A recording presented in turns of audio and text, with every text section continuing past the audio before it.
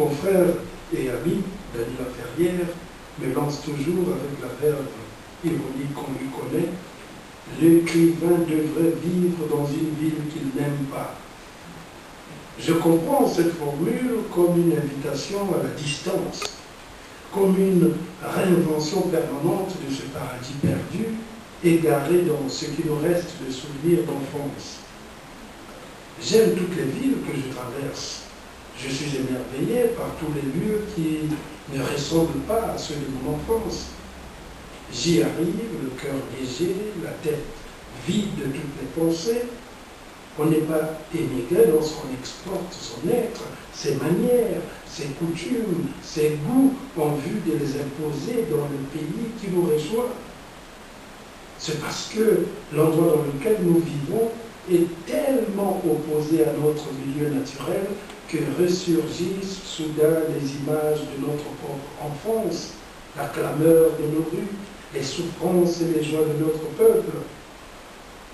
C'est pendant les périodes de tornade qu'on reconnaît les vertus d'un ciel bleu, l'envol d'un oiseau libre et le fleurissement d'une essence dont on cherche en vain le nom, jusqu'au jour où on se rappelle qu'elle pousse également derrière la case de son père ou dans le jardin public du quartier de Mungali à Brazzaville. C'est dans le désert d'ailleurs qu'on réalise que l'océan Atlantique et le fleuve Congo sont une bénédiction divine. Pour autant, le danger serait de considérer que ce qu'écrit un immigré comme des notes jaillit de sa nostalgie. On peut avoir le mal du pays même en restant sur soi. Je ne suis pas nostalgique, je couvre de l'inquiétude, celle de quitter un jour ce monde sans avoir découvert ce minuscule détail de préciser que le droit et l'usage courant ont défini le mot identité comme le fait pour une personne d'être un individu donné et de pouvoir être reconnu comme tel. En somme, l'identité est d'abord rattachée à soi, au moi, à l'existence de l'individu au sein de la société. Elle fait donc la singularité de l'individu ou du groupe. De même qu'un individu a une carte d'identité, le groupe possède aussi sa carte d'identité. Mais quels éléments mettrait-on alors dans la carte d'identité du groupe? Qui va définir ces éléments? À défaut de mesurer l'ampleur de la métamorphose de la société contemporaine, on essaie de nous faire croire qu'on peut gouverner le comportement social par décret.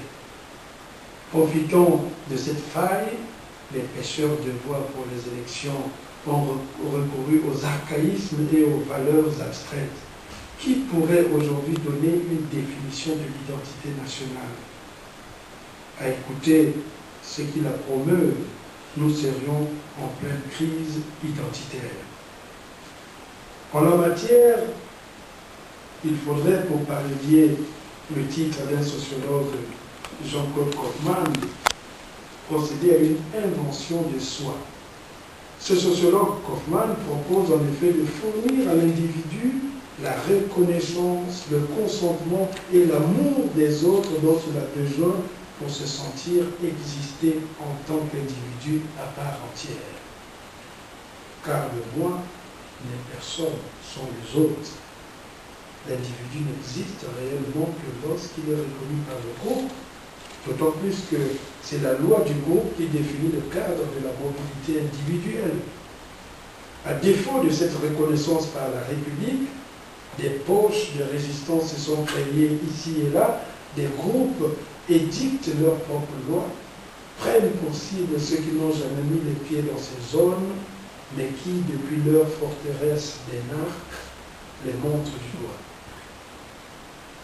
Les identités de zone ont vu le jour, repoussant les normes collectives qui donnent l'apparence de toujours être plus implacables avec ceux qui se considèrent comme les parias de notre temps. Les débats initiés en France sur l'identité nationale n'auront pas suffi à calmer les multiples crises du moi. Qu'est-ce que finalement cette identité nationale? Au sommet d'une étape, même l'ancien président français Nicolas Sarkozy en perdait son latin et se contentait de lâcher pendant la campagne électorale: l'identité, c'est dire ce que nous sommes.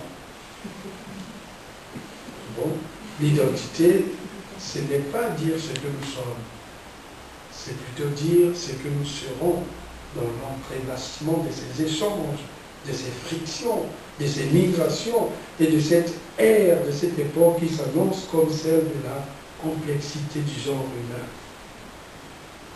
Ce constat reste à faire quand je suis souvent choqué lorsque certains conçoivent par exemple l'Afrique comme une unité alors qu'elle est aussi complexe que le territoire nord-américain.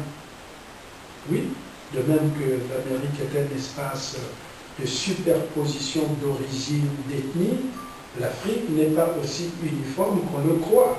Et les différences culturelles sont aussi marquantes que celles qu'on trouverait ici, en Amérique. Comme l'Amérique, l'Afrique a connu les guerres de sécession, l'esclavage, la ségrégation raciale, le génocide et que sais-je encore. À cela, il faut rajouter la confusion créée par les études et l'idéologie occidentale qui nous inculqua le rêve du nègre supérieur comme l'Allemagne songea à l'époque à la race aryenne. Peut-être faudrait-il se faire à l'idée qu'il conviendrait de redéfinir la notion même d'Afrique et de ne plus se borner à une conception géographique et figée du continent noir. Et si, au lieu de parler d'Afrique, on parlait des Afriques, formule déjà osée par l'écrivain Henri Lopez dans les titres d'un de ses romans parus au Seuil, Chercheur d'Afrique, Afrique avec S. L'Afrique n'est plus seulement en Afrique. En se dispersant à travers le monde, les Africains créent d'autres Afriques. Ils tentent d'autres aventures peut-être salutaires pour la valorisation des cultures du continent noir. Revendiquer une africanité est une attitude fondamentaliste et intolérante. L'oiseau qui ne s'est jamais envolé de l'arbre sur lequel il est né, comprendra-t-il le chant de son compère migrateur? Nous avons besoin d'une confrontation, d'un face-à-face avec les cultures, peu importe le lieu. Le défi, pour terminer, consiste à rapporter de nos différences, de nos différentes appartenances, ce qui pourrait édifier positivement un destin commun et assumé. En somme, comme le souligne Amin Malouf, chacun devrait pouvoir inclure dans ce qu'il estime être son identité une composante nouvelle appelée à prendre de plus en plus d'importance au cours du nouveau siècle, du nouveau millénaire, le sentiment d'appartenir aussi à l'aventure humaine. Merci.